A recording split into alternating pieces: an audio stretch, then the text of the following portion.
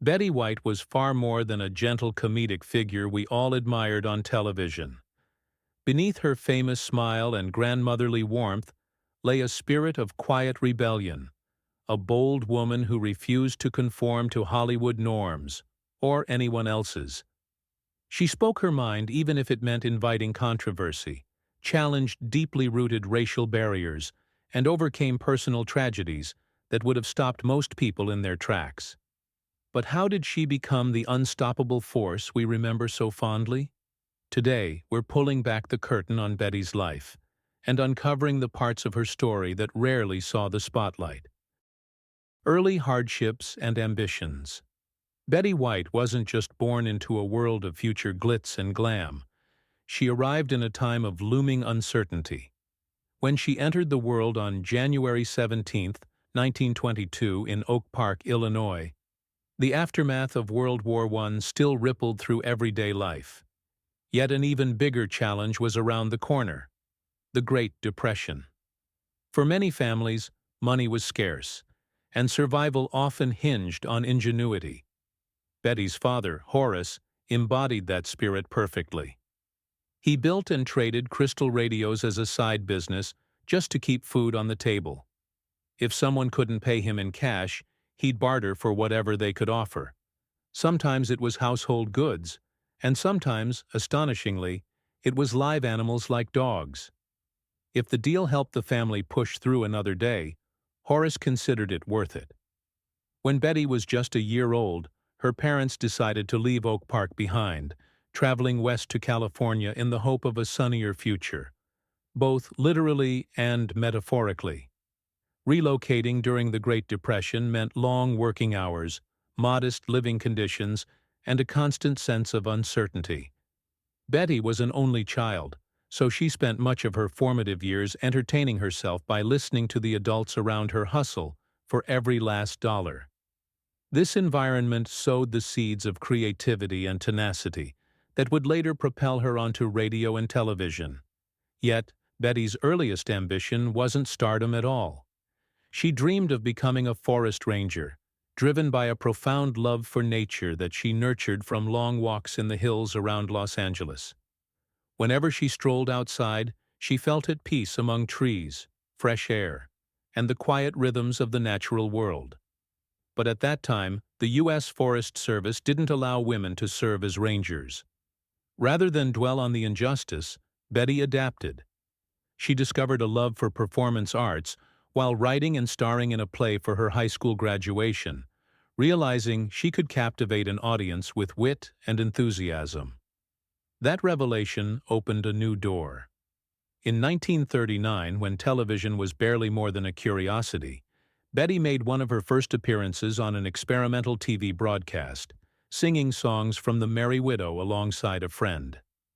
It was a small local gig, but it introduced her to the thrill of live performance and the power of connecting with people beyond the stage.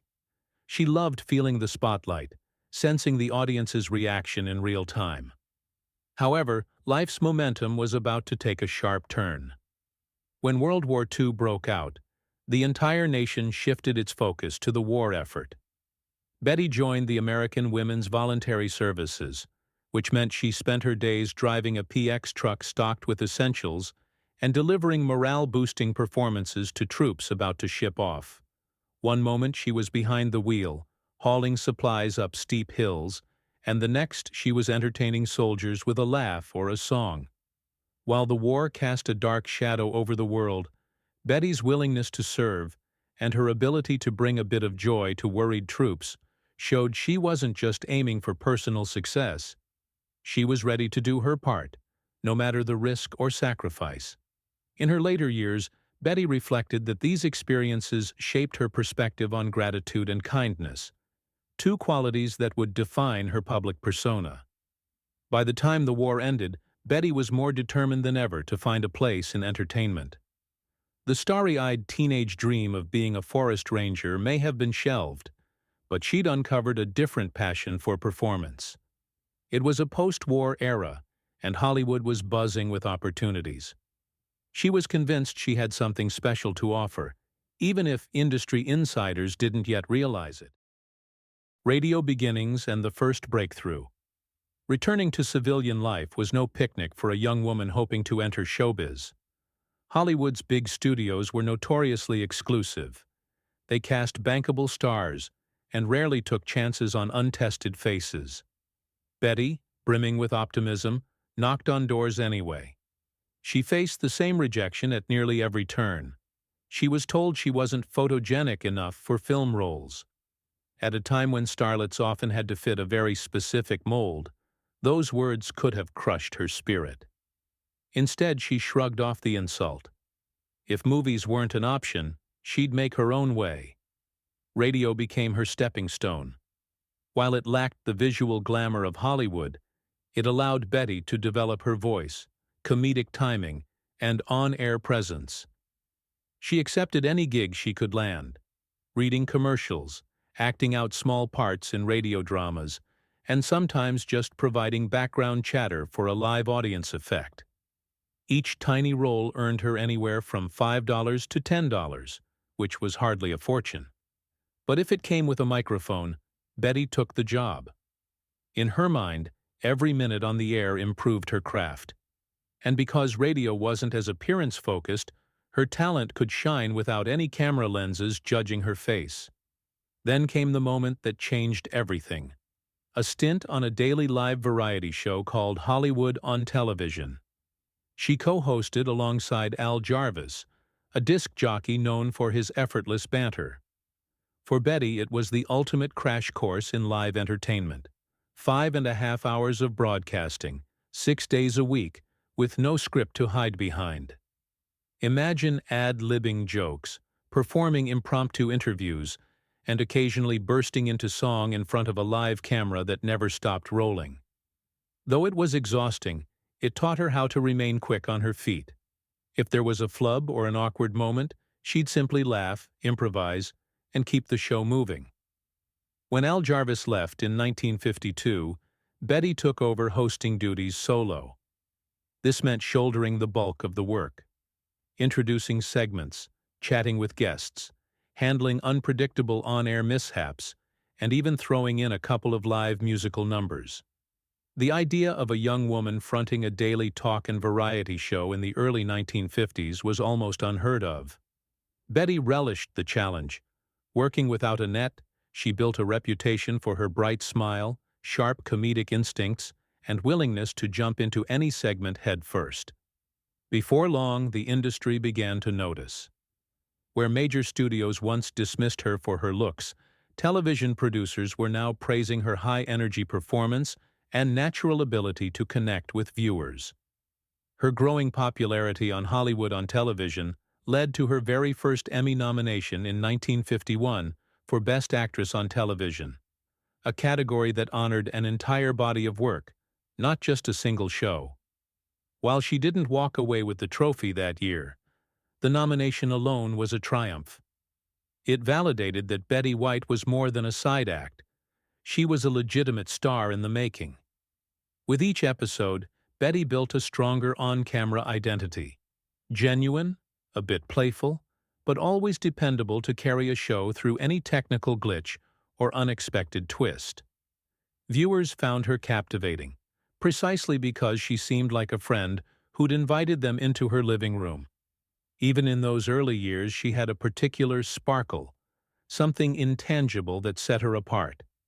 The studios might not have seen it at first, but the TV audience did, and that made all the difference. By the time Betty's run on Hollywood on Television wrapped up, she was ready to seize opportunities that came her way. She wasn't content simply being in front of the camera. She wanted to shape the stories being told. That drive would soon lead her to helm her own programs. An audacious move in an era when women were rarely the ones calling the shots. Quiet controversies and trailblazing moves. That same year, Betty nabbed her very own talk and variety program, The Betty White Show. Producing it herself placed her in rare company, as few women held such power behind the scenes. Even bolder, she hired a female director, another uncommon sight in early television, and featured Arthur Duncan, an African-American tap dancer. In the segregated South, Stations threatened to boycott unless Betty removed him. She famously refused, telling them, "I'm sorry, live with it," and even increased Arthur's airtime. Yet Betty didn't limit her activism to talk. She pushed boundaries in everything from comedic sketches that tackled then-taboo subjects to quietly championing women in directorial and behind-the-scenes roles. Critics were vocal. Some admired her fearless stance, while others derided it as inflammatory. Betty, however, remained undeterred.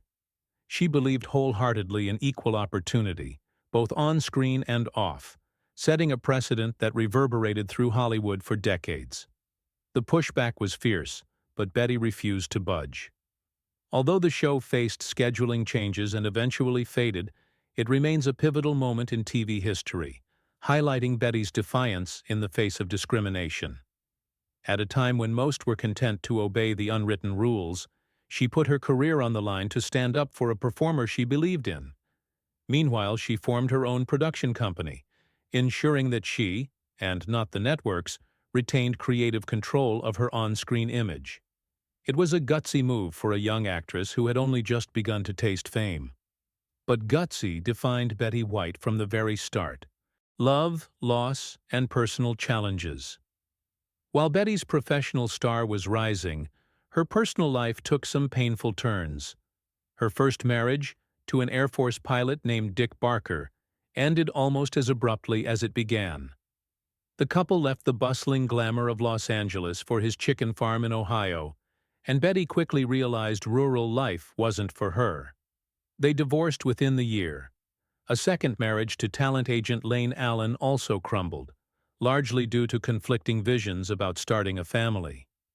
Betty's focus remained on her career, and she never had children, a choice she never regretted, though it occasionally drew criticism. Critics argued she was selfish, but Betty believed you shouldn't take on motherhood unless you could give it your all. Then came the fateful meeting with Allen Ludden on the game show Password. Sparks flew, but Betty wasn't eager to marry again. Allen's persistence won out. He famously wore the diamond ring she refused on a chain around his neck until she changed her mind. Their union was pure bliss until tragedy struck. Allen was diagnosed with terminal cancer, leaving Betty to face the unimaginable heartbreak of losing her soulmate. In her words, "I knew it would hurt, but I didn't know it would hurt this much." She never remarried, considering her first two weddings practice runs for the real thing. Golden Girls fame and behind-the-scenes tensions. By 1985, Betty's career soared to legendary heights with The Golden Girls, a sitcom about four older women sharing a home, and hilarious adventures, in Miami. Betty brought to life Rose Nyland, a sweet and slightly daffy Midwesterner armed with St. Olaf stories that always left viewers cackling.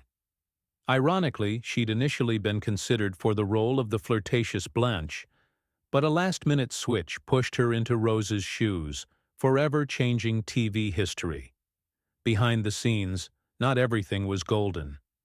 Betty's relentlessly sunny disposition clashed at times with co-star B. Arthur, who had a reputation for being a bit guarded.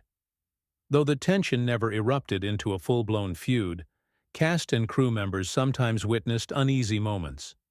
But if there was friction, it never dimmed the show's impact. The Golden Girls tackled issues from ageism and sexism to serious health concerns, proving that a sitcom about four older women could break new ground. And top ratings. Betty earned an Emmy for her work on the series and was nominated every season, making Rose Nyland one of the most iconic characters in television history. Career renaissance and shockingly modern moments.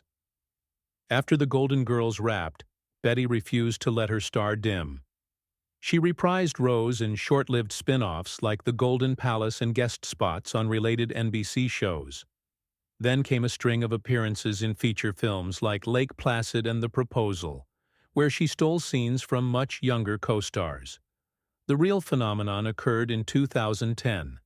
At age 88, Betty starred in a Snickers Super Bowl ad that became an overnight sensation. Fans stormed social media, petitioning for her to host Saturday Night Live.